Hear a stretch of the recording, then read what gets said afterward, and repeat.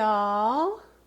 It's me, Abby Artemisia, and I'm not sure if you're there yet, so I'm going to turn on my Facebook.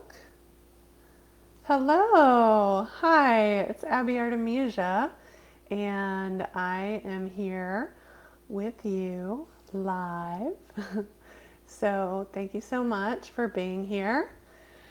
And we're here for book club, Herbal Handbook for Homesteaders. There we go. By yours truly. There's my name, real small in the corner. And you don't need the book to be here. So please come whether you have the book or not. If you have the book, we're going to be in chapter 3, which starts, we're going to be at the end of chapter 3, starting on page 73, talking about tinctures. So just want to give a big shout out and welcome to all of you coming from wherever you're coming from. So please tell us in the comments where you're coming from. And I'm glad you're here. You can also tell us what tea you're drinking. That's always pretty fun. And of course, what you've been foraging. So I have my headphones in because the folks next door are making crazy noises. So hopefully it won't disturb us, but let me know if you can or cannot hear me and we'll get going. And so I hope that you are watching and following along. I am going to open this up. Facebook, anybody doing Facebook Live nowadays? It's so crazy and so much more complicated than it used to be. So, what tea are y'all drinking tonight? Let's share. I have some crazy looking tea that looks like coffee, and I'll show it to you. It's right here. It does look like coffee, but it's not coffee.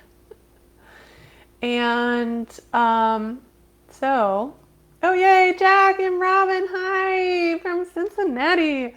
Yes, Cincinnati represent. So, hopefully you can hear me. What kind of tea are y'all drinking? This is my tea.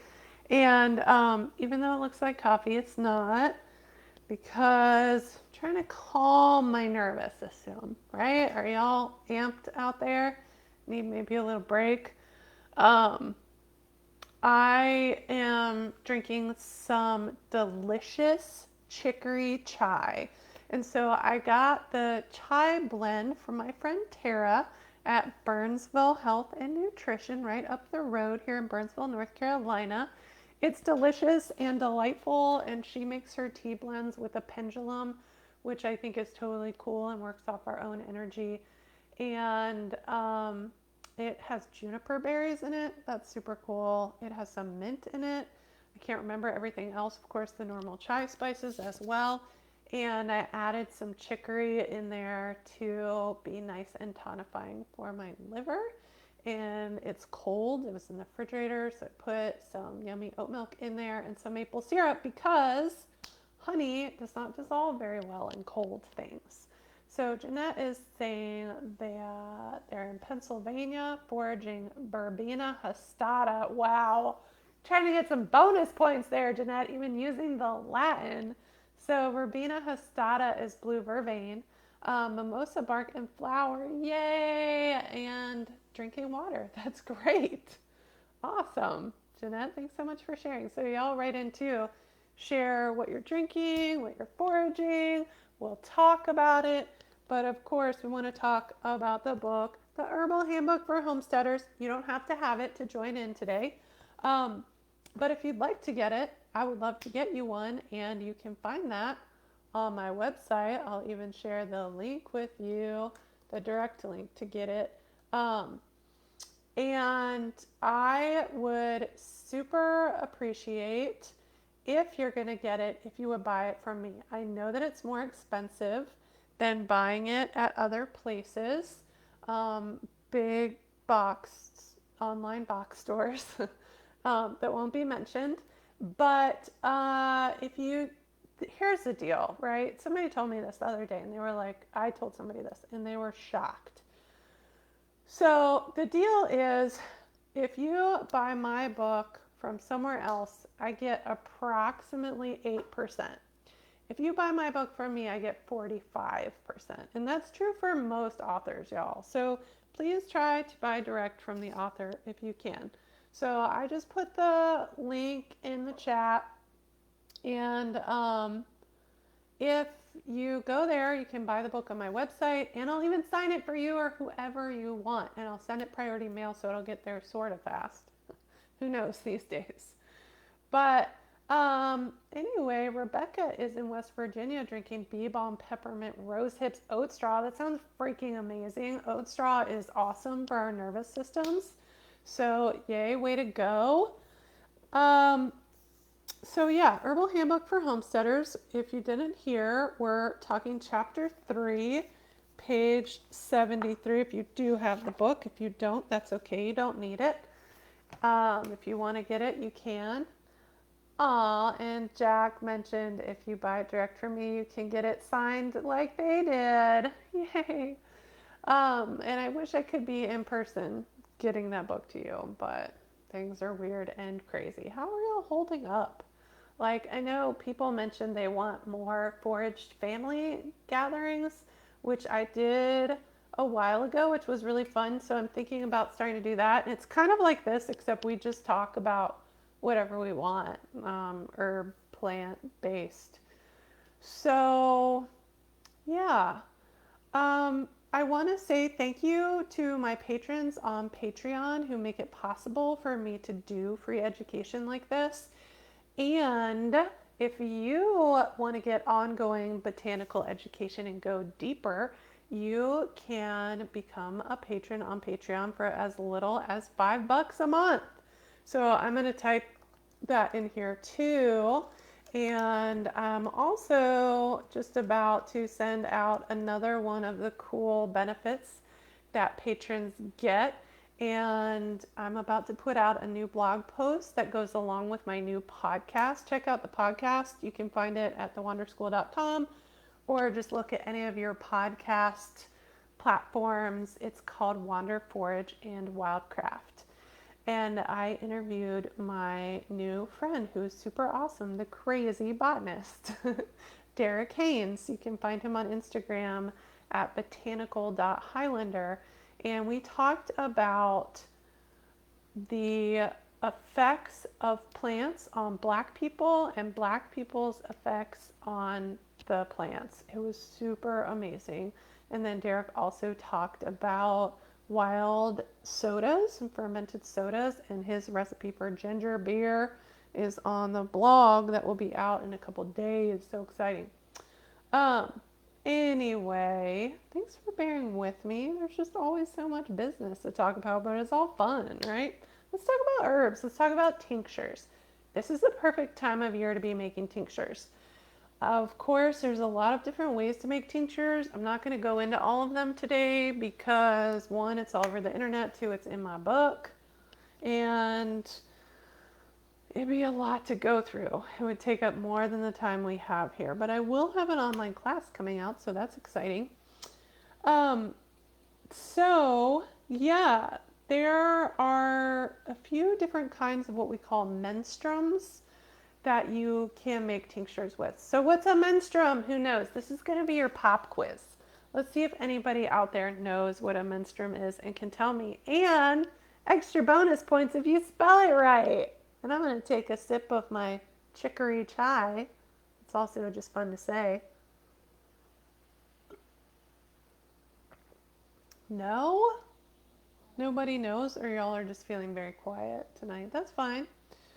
So, menstruum, it's spelled menstruum, a little tricky, two U's in there. And menstruum is a solvent, basically. And so I talk about this in the book, and there's different solvents that we can use for making tinctures. And some people will get tricky and they will call it fancy words that are not tincture, like a glyceride if we're making it with glycerin. That's fine, call it whatever suits you. But we can make tinctures with alcohol. We can make tinctures with glycerin, preferably vegetable glycerin that's pure and clean, or we can make them with vinegar, like pretty much any kind of vinegar. Please, not white vinegar because it's not good for us. But yeah, there's so many cool vinegars right now. So yeah, what do you make your, oh yeah, good job, Jane, you spelled it right. And you got the definition right. Good job. It's just on a little bit of a delay, which is fine. So tell me what your favorite menstruum is for making tinctures. Then of course, if we're going to use alcohol, there's so many kinds of alcohol that we can use, right? So, um, yeah, I have gone back and forth. Right now, honestly, I'm just doing Everclear from the store because it's easily accessible and it's cheap. So I'm gonna give you like a couple tidbits, couple little secrets here on the down low. And I just want to tell you, if you're tuning in late or you want to get the recording of this so you can watch it again, the recording of this and every book club is always available on Patreon as one of the benefits. So if you become a member for as little as $5 a month, you can get the recording, and for $10 a month, you can get the brand new Wild Foraged cookbook. So anyway, now I'll give you the secrets. Maybe not all of them, but some of them at least. So yeah, I will use different kinds of alcohol. So if I can, I will get organic, gluten-free cane alcohol. So it's made from the sugar cane, right? It doesn't actually have like high sugar in it or anything. But yeah, it's pretty tasty, first of all. And it's organic. And it's good for folks who are gluten free. I'm gluten free. I just have a gluten intolerance, but I've never had a problem with regular alcohol. But, for somebody who had something like celiacs, that might be important. And, um, yeah, but that is hard to get, right? Cane alcohol, for some of us where we are, it's hard to get. And so Everclear is pretty easily accessible. Of course, if you know a moonshiner, I didn't say this, but like you can make friends with them, right?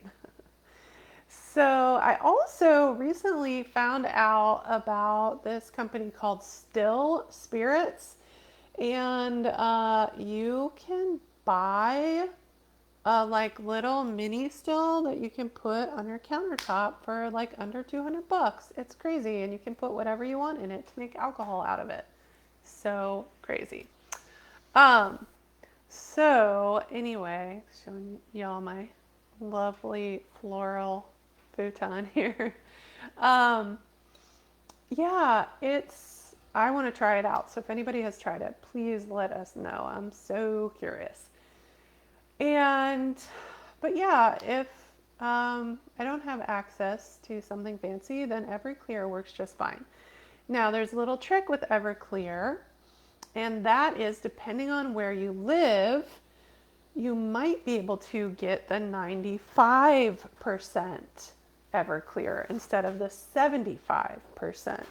And so, what's the difference between proof and percentage of alcohol? I'm going to put that out there to y'all. So I'll keep talking. Somebody tell me. But of course, we know that 95% is going to be stronger, and that's the strongest you can get, because like if it's higher than that, it's still pretty darn flammable, but it's going to be pretty impossible to ship from what I've heard if it's above 95%. So the trick is that you get the 95% if you can. Some places are not allowed to have it in the store.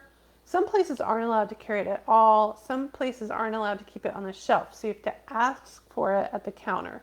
It's interesting, like here in Western North Carolina, some stores have it and some don't.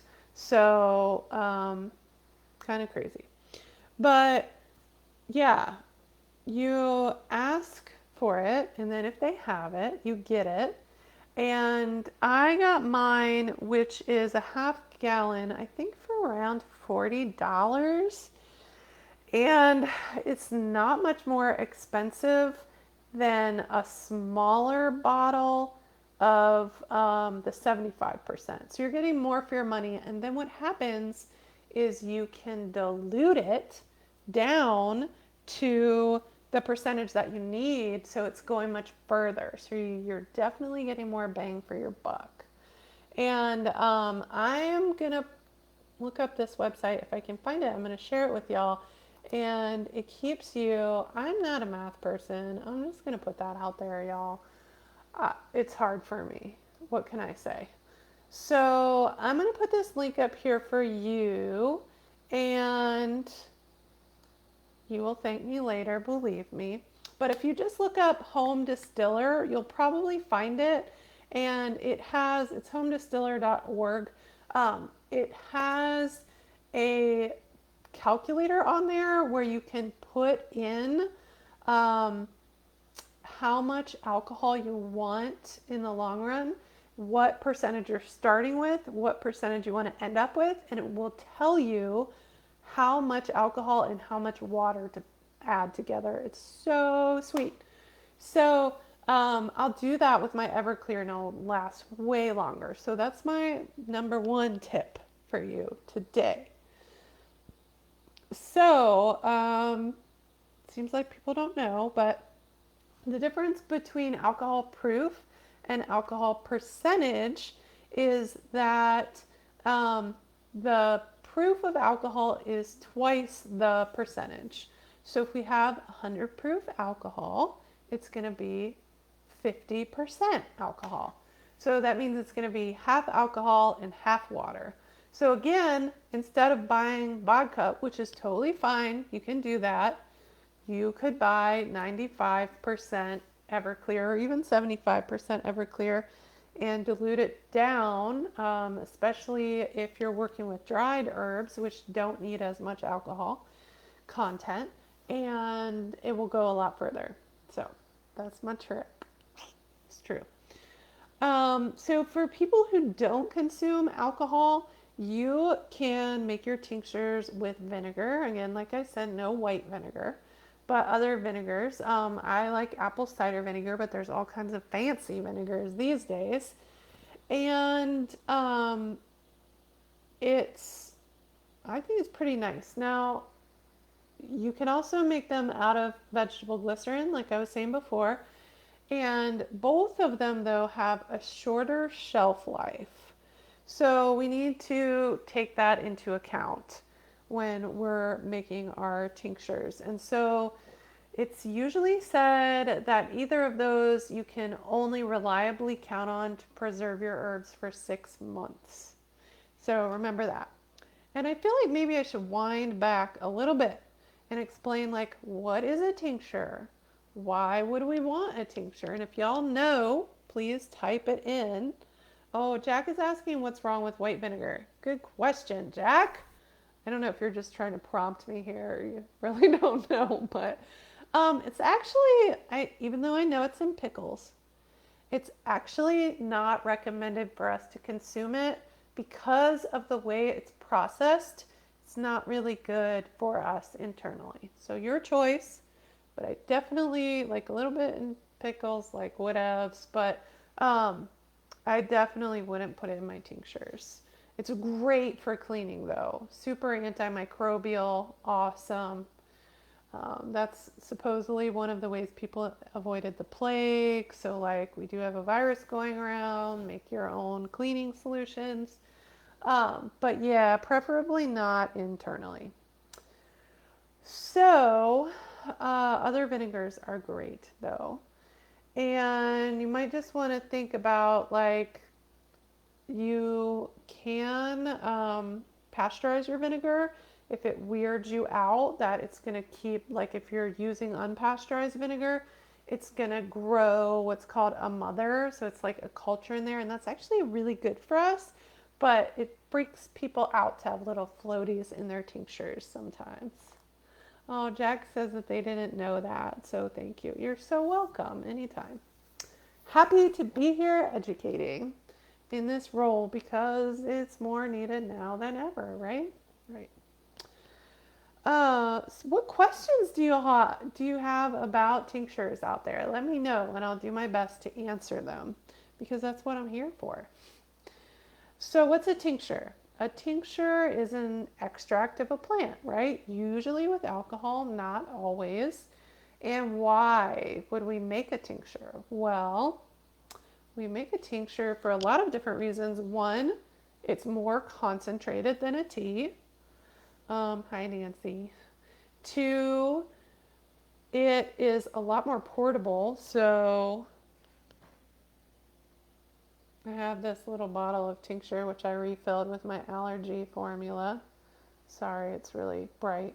Um, but yeah, so that's a lot easier to carry around than a mug of tea, right?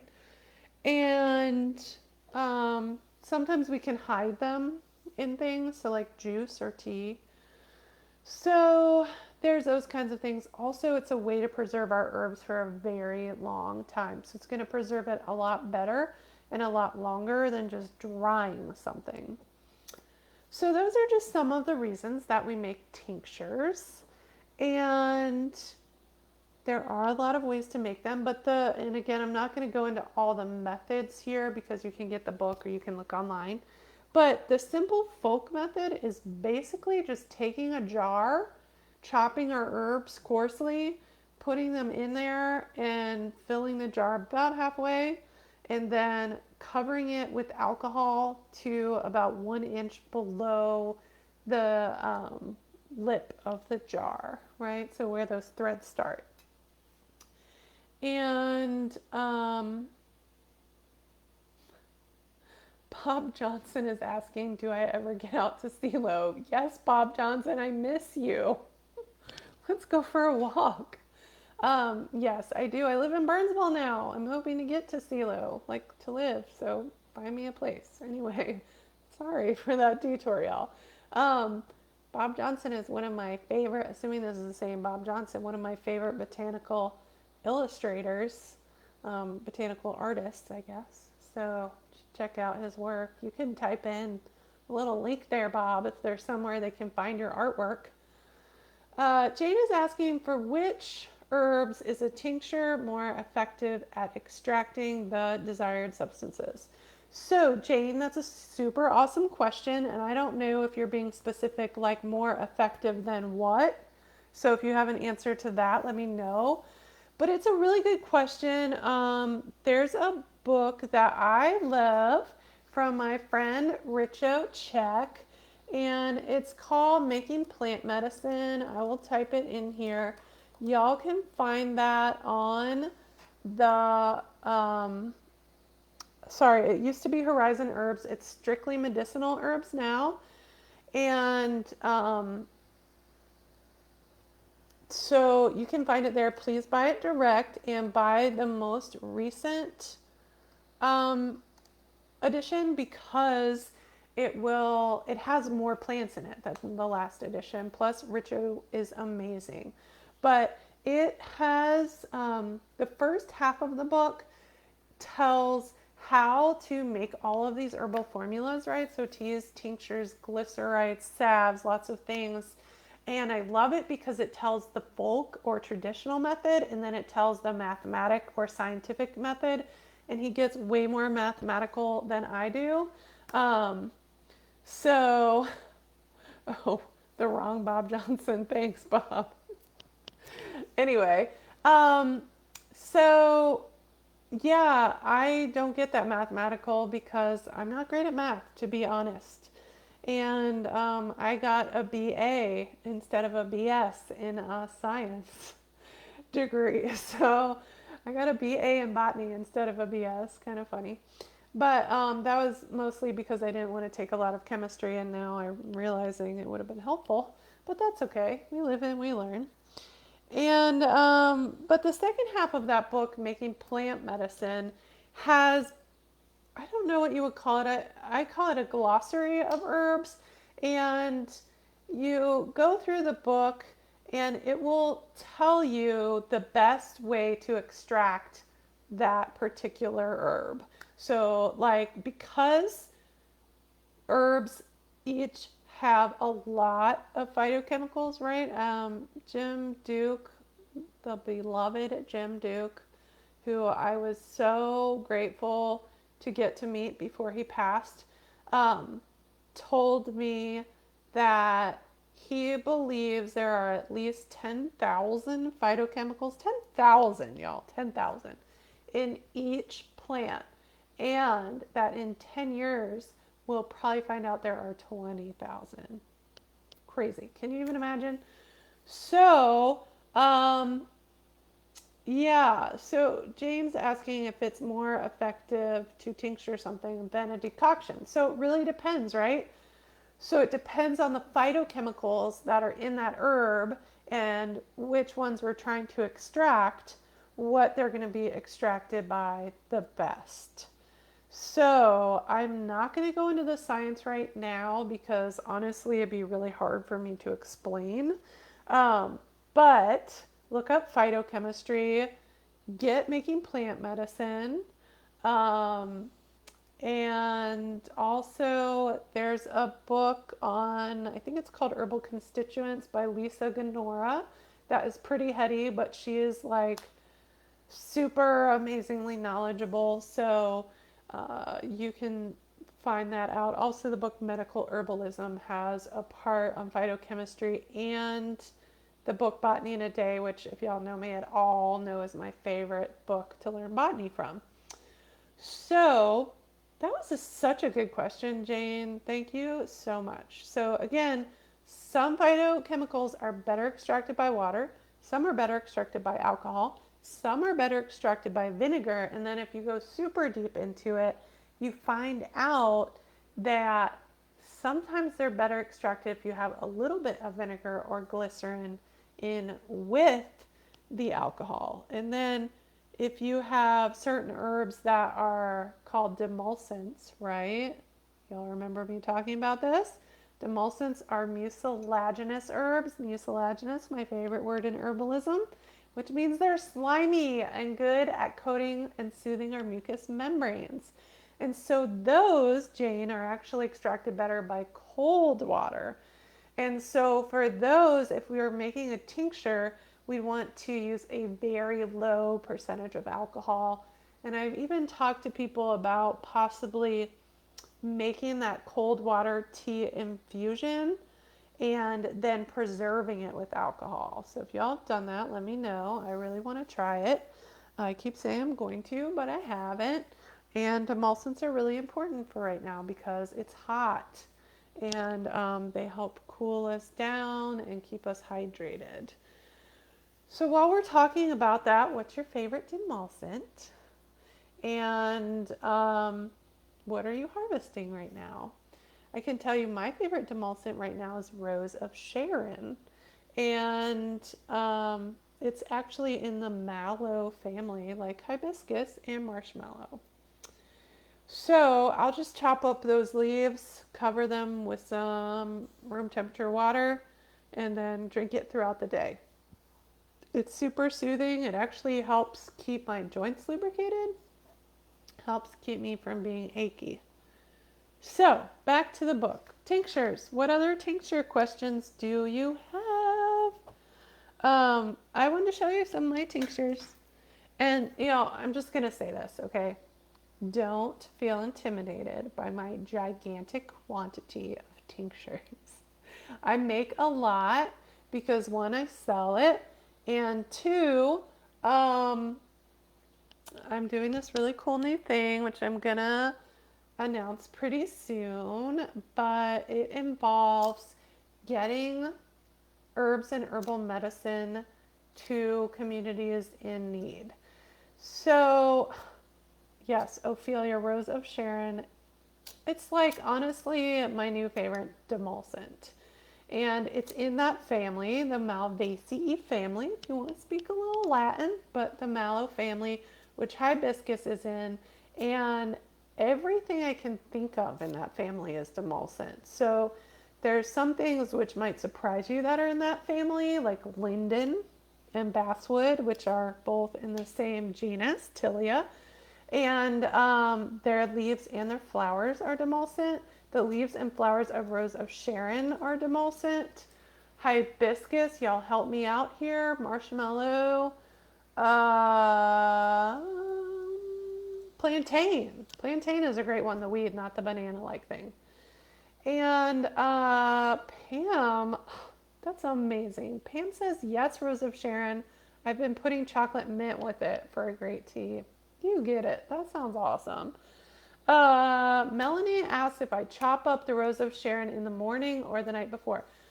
Well, Melanie, it's so awesome to see you. Hello. Thanks for being here. And thanks to all of you for being here. So I chop the Rose of Sharon whenever I think about it, which is usually in the morning, but if you did it the night before, it would be all nice and thick and gooey. It doesn't actually get that disgustingly gooey, but it will get gooey. I do it in the morning and then I'll drink it all day long. Sometimes I'll drink a quart, like I put it in a quart jar. This is obviously not what it looks like, but in a quart jar like that, drink it down, and then I'll refill that quart jar and drink like 2 quarts of it throughout the day. But it would be great if you did it the night before. If you did, I would put it in the fridge overnight because there's this thing I've noticed about demulcents. Yes, so demulcents I have noticed, like, have you ever noticed that when you make tea and then it sits out for a while, depending on what herbs are in it, some herbs will get like ferment really quickly, and so the tea will ferment really quickly. And I've noticed that happens with demulcents, so I wouldn't leave it out overnight. I'd stick it in the fridge, but if it's a hot day, that's going to be so soothing. Good question. And Jane is saying that she harvested yarrow flowers in St. John's wort. Perfect. Yes, go get them right now. Ophelia is asking, how much less strong is a glycerite than alcohol extract in general? Whew, that's a tough question, Ophelia. So, again, it depends on the herb and what phytochemicals are in it and what it's best extracted by. In general, I've never seen a comparison as to like exact numbers, so I don't know. Yeah, I don't know. I'm sorry, I just know it's not as strong.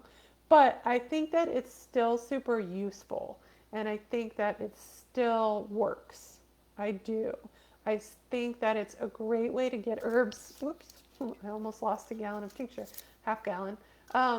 I think it's a great way to get herbs into kids too, because it's sweet and it's not supposed to raise the blood pressure, the blood sugar, which is great for diabetics. So, yeah, that sort of answers your question. Nancy says she's going to try a lavender elixir. That sounds delightful. Because she wants it creamy, so she's going to make almond milk. Oh my God, Nancy, you're awesome. And use it as a base for a tea tomorrow. Then add in lavender honey when it's warm and make it last longer by adding a tincture of lavender with strong pure grain alcohol. So it will be triple extracted. I don't know. I lose people at almond milk. The alcohol added back should make it last a while. Tell me what you think. I think it will make it last a while. I'm not sure what would happen with that fat in the almond milk. Does anybody else have experience with this? I'm wondering if it might go rancid. I'd be a little bit worried about that. So I'm wondering, but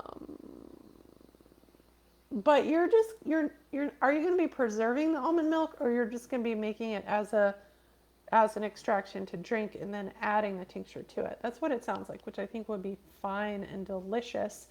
And I have made things like that were amazing. So, Lucia got dandelion glycerite. It sounds amazing. Hell yeah. What kind of glycerites have y'all made out there? Lavender is delicious. I will tell you, my friend Teresa Boardwine told me that she makes a lavender glycerite, and when she has moms come into her herbal clinic with their children, she gives the glycerite to the kids to calm them down, and then she gives it to the mom in a bottle to take home for the kids to help keep the kids calm and help keep the mom calm. So, love that idea. Heck yeah. Um, Alcohol is really high. Yeah, I'm not sure about that, Nancy. So you're actually preserving the almond milk. I don't know. Ophelia is asking how to make an elixir. So, Ophelia, that's a super good question. I feel like elixir can be this like catch all term for things made in lots of different ways. And I feel like generally it's very similar to a cordial. Somebody correct me if you think I'm wrong or debate with me, that's fine. But I feel like it's kind of like an herbal beverage. It tastes delicious. It usually has alcohol in it. I actually call my elderberry syrup, which is technically an oxymel, so it has water, vinegar, and honey in it. I actually call that elixir because I think it's delicious and you're getting the herbs. So I think it's up to you. Make it taste good and you can call it an elixir. Somebody's probably going to argue with me about that, and that's fine. But look, y'all, this is what this is, mimosa. So somebody was just talking about harvesting mimosa. Is this an alcoholic beverage? Well, it could be, but not the kind that we drink at brunch. Unless you want to get crafty and you're an herbalist. But anyway, mimosa, see those powder puff like flowers? Yeah, some of y'all know the mimosa tree. Some people think that it is invasive. That's fine. You can give me all of your blossoms and bark. It's called the Tree of Happiness in Asia, and I totally think it is. So this is a great, I mean, that's a lot of tincture, I know, but I feel like everybody needs it right now in the current climate of the world. So, yeah, it's in the pea family, and um, it's great. So if it's flowering around you right now, please, please harvest it. Harvest the bark, preferably the twigs. It's less invasive to the tree, and make tincture out of it. Make glycerite out of it. Oh my God, last year I infused it into honey, and I also made mimosa soda, like natural herbal soda, to die for. It tastes delicious, y'all, this flower. Holy moly. So, Renee says they think of an elixir being made with brandy and honey. Sounds delicious to me. Do it. Do it up. So, yeah, I showed you my mimosa tincture. So, let's talk about this label. What's on this label? So, we have the botanical name, Albizia, Julie Brisson. What a fun name, right? Have the date on there and 75% alcohol because that's the percent I used. I would recommend making a medicine log, and so keeping track of the medicines you make, especially if you're going to sell them, but even if you're not. So yeah, sorry, I lost my train of thought because I was looking at your questions. Anyway, yeah, keep a medicine log and write down all of that information. So the date, what you're tincturing, what parts, what kind of alcohol, what percentage, and if you choose to measure it out, what your ratios are. So not going to go into that here. Look in the book, Herbal Handbook for Homesteaders. Plug. Get it at thewonderschool.com on the products page. Support your local authors. I'll sign it for you. Also, once again, thanks to patrons on Patreon for supporting free education. And if you want to go deeper into botanical education and get lots of awesome bonuses like a recording of this book club and every other book club, bonus interviews from the podcast, bonus videos, and cool info from my kitchen and things like that. $5 a month at a minimum. You can be a patron too and support making botanical education accessible for everyone. So, thank you, thank you. Um, so, Melanie wants to know if I can elaborate on harvesting mimosa twigs because she missed the flowers. Sure thing, Melanie. Good question. So, I'm going to see if I can find this in here so I can show you a picture. Well, where is it?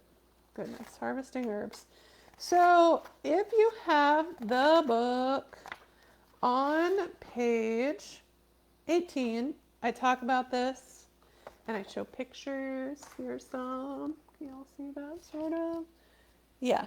So I show how to do this and how to harvest bark ethically and then how to harvest twigs. So I prefer to harvest twigs rather than harvesting bark because it's less invasive to the tree. You're less likely to open it up to damage from pests and disease. And I learned this from my teacher, Leslie Williams, so I want to give her props. Woo-hoo. Thank you, Leslie. And so basically, it's just like you're pruning a tree. So if you've ever pruned a tree, you totally know how to do this. And you just take your pruners and you make a little snip. You always want to harvest a branch that's like the width of your or diameter of your pinky or smaller, because what we're trying to get at is what's called the cambium layer, which is the inner bark. That's where all the sugars and water are being transported. So that's the important part, right? Where most of the nutrients are important for our purposes, right? The whole tree is important. But yeah, so we're just gonna snip, snip right where one branch hits another branch. So either right before or right after where that branch is coming onto the branch you're harvesting, because there are these cool specific cells called meristematic cells that actually stimulate the regrowth of the plant. So instead of possibly introducing harm, you're actually stimulating regrowth. So cool and great use of my botany education. So yay, that degree is worth something.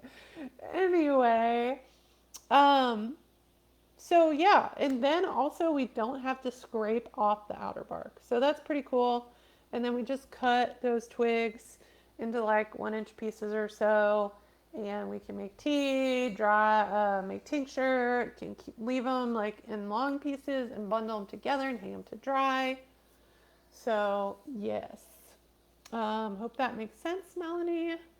And Pam really enjoys my book. Thank you. That means so much. Y'all, I worked so hard on that book. Plus, I also combined like my last decade of teaching and my education through my apprenticeship in herbalism and going to school for this and all that other stuff. So you're getting a lot. All right. So, here's another tincture. Can you read that? I know it's kind of hard to see with the reflection. This is St. John's wort that I just made this month. And yeah, so you can see maybe that the St. John's wort is actually in small pieces. So this is one thing I was going to say before that I didn't, so it's good we got here, is that tinctures, I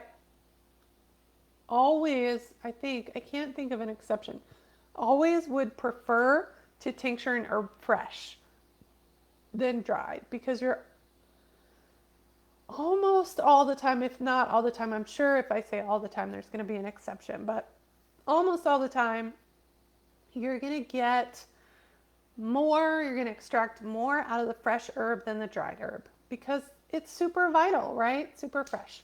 Vitality packed, as I like to say. And we always want to expose as much surface area as possible when we're tincturing, although sometimes I don't do that because it's a lot of work. So, I mean, I don't, right? So bring back the mimosa, right? Turn it around here so you can see it again. There it is. And yeah, so I didn't cut those flowers up into little pieces because I feel like it's going to extract pretty easily already the way that it is. But I will cut things into, like 1 inch to 1/2 inch pieces, depending on what it is. But if we're going to do it the mathematical or scientific way, which again you can read about, we're going to be using a mass to volume ratio. And if this doesn't make sense, just look at the book, okay? Look online. I'm not going to go into it. But so this St. John's wort, you can see where it says like 1:4, right? And how we say that out loud is 1, 2, 4. So if I had 1 ounce by weight of herbs, I would add 4 ounces by volume, like in a measuring cup of alcohol. And I'm going to have a class online all about this. So it's fine if you don't understand right now. It gets complicated and you never have to measure anything. You can do it the folk method and that's fine. But yeah, if your herbs are fresh, sometimes you'll like look in making plant medicine, say, and the ratio that he lists, maybe you won't be able to get. You won't be able to get the alcohol to cover the herbs if you do that ratio. So a trick is that you can throw your herbs into your food processor or your blender, depending on how hard those herbs are, and throw your alcohol in there with the herbs and grind it up, blend it up, and then it'll be in smaller pieces. It'll be a lot easier to cover. The other trick, if that doesn't work, is that you can add more alcohol and then just change your ratio. Y'all, this stuff is not set in stone, right? Even if it's what Richo says. Richo's not a guru. Sorry, Richo, I love you. But yeah, it's just based on what he thinks is the best ratio based on his own experience. So you can do whatever works for you. Just write it down so that you'll know, like, maybe I need to take a higher dosage of this, right? So just something to think about. And yeah, so what else? What are your other questions? And yeah, maybe I'll go ahead, if you don't have other questions, and talk about the rest of this chapter, right? So this chapter, we start on page 73 today talking about tinctures, but there have actually been 2 previous book clubs because just on this chapter, because it's so herb packed. It's craziness. So let's move on. Feel free to keep asking questions about tinctures though, and I'll try to keep answering them, even though I'll probably get sidetracked, and that's fine. So next, we're going to talk about black walnut, and even if we get to nothing else, I'm excited that we're getting to this because black walnuts are out on the trees all around the country of the United States, at least, depending on where you live right now. So I think they're super wonderful medicine. Y'all tell me what you do with black walnuts. Some people hate them and call them ankle breakers for obvious reasons because they could break your ankle if you trip over them. But one, I think they're a delicious food, which is way, way overlooked because they're hard to harvest. Well, not to harvest actually, but to crack. They're hard not to crack, literally. Okay, so you can get a special walnut cracker or do fun things like drive your car over them.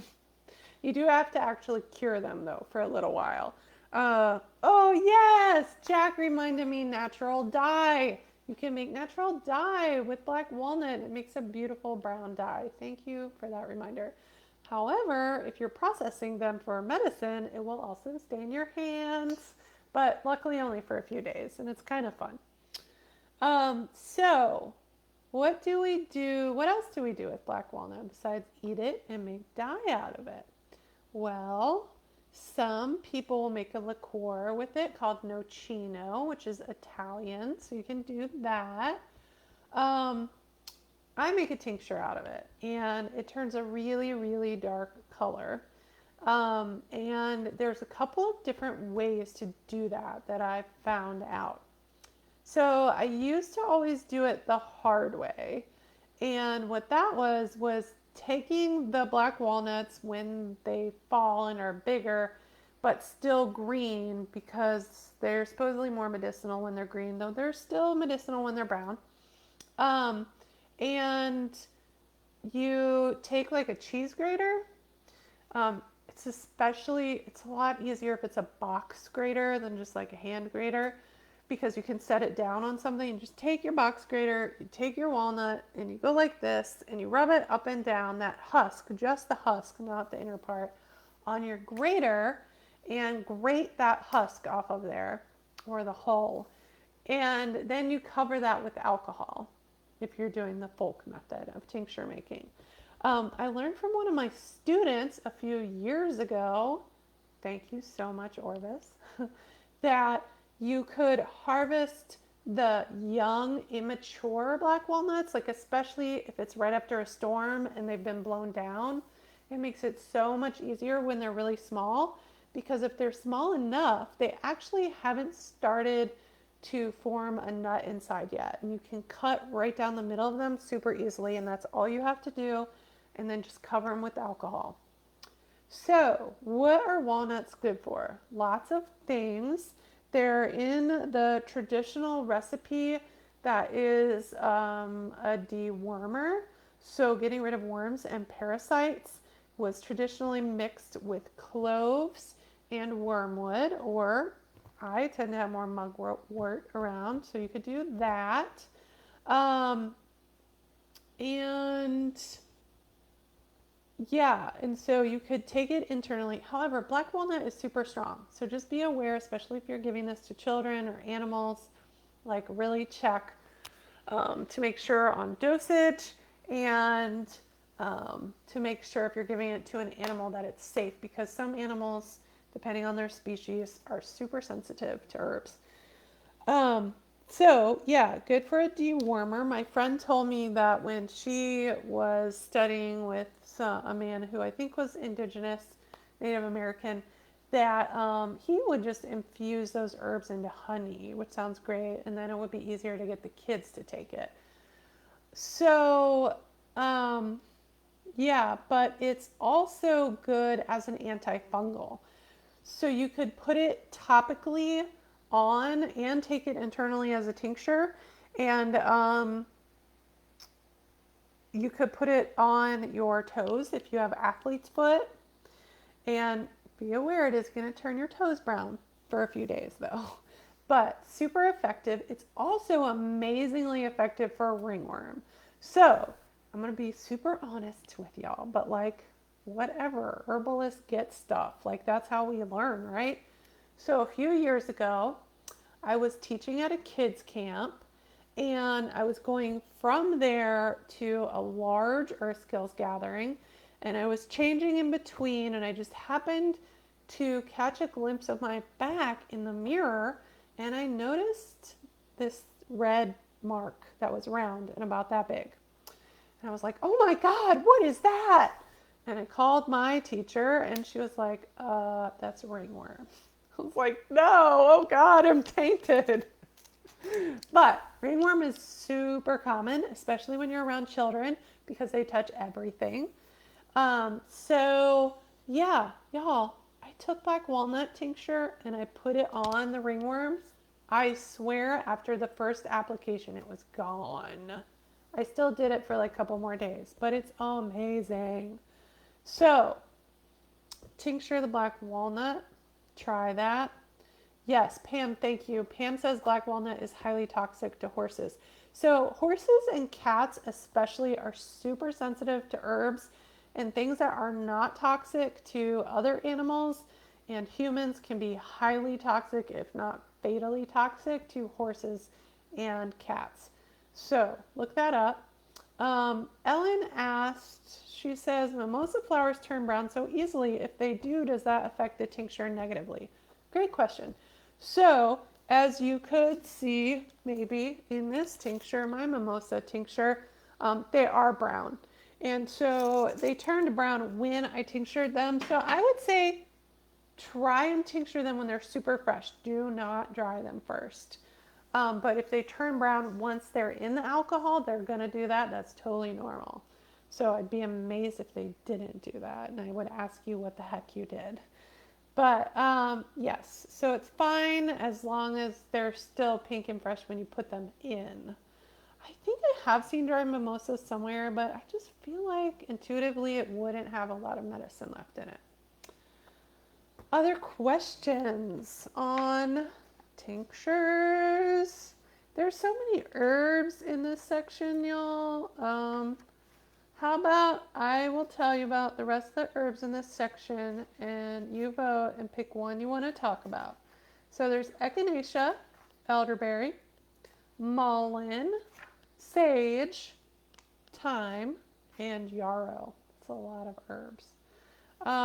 Ophelia, it's fine if you dried your mimosa. I'm sure it still has medicine in there. Do not be concerned. But now you know that it might have more medicine if you don't dry it. Totally fine. So, which herb do y'all want to talk about? Because if you don't tell me, I'm just going to pick one. So tell me. I'm going to wait. And I'm going to say, you can catch the recording of this on patreon.com/thewanderschool. It'll be up there in a few days along with every other book club recording I've ever done. You can get podcast bonus interviews. You can get extra plant ID videos.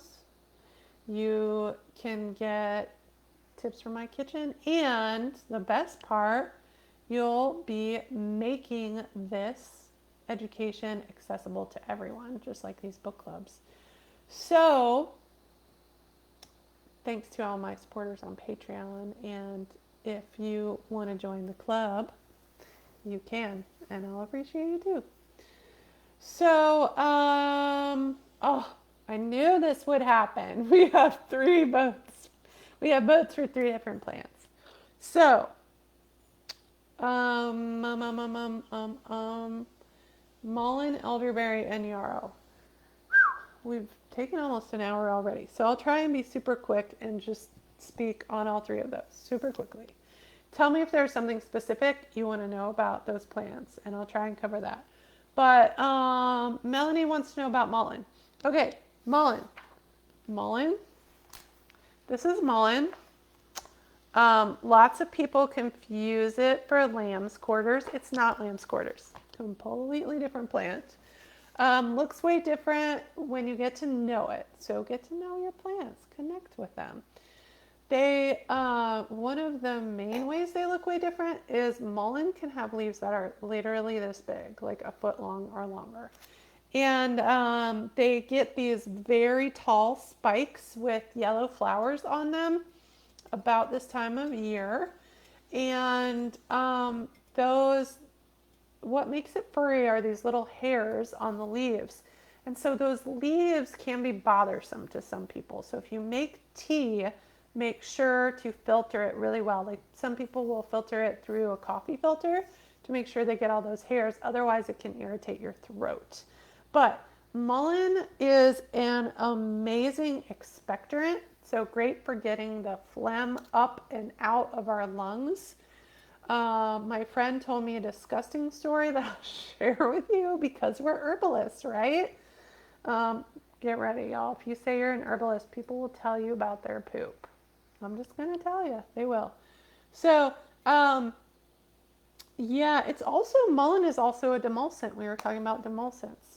Some people wouldn't expect that, but it is. So it's nice because it's soothing for a dry cough and expectorating if you have that cough and you can't get the junk up and out. It's really great for that. But yeah, my friend um, smoked some mullein, which you can totally do and can be helpful for the lungs. Of course, anything you smoke is going to slightly irritate the lungs, but it can be helpful if you have a lung issue, not a severe one, but for some lung issues. Do your research. And coughed up, like she smoked a little cigarette she rolled with just mullein, and like very soon afterwards coughed up this green phlegm. So, good to know. It works. Gotta love it when you get immediate results like that. So yeah, great for respiratory issues, coughs, mucus in the lungs, things like that.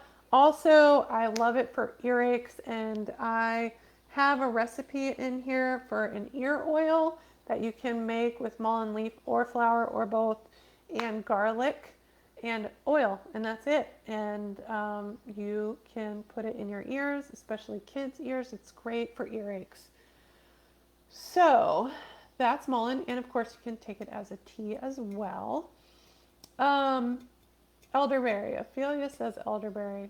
You're speaking my language, Ophelia. Y'all know whenever I'm asked what my favorite plant is, often I say elderberry.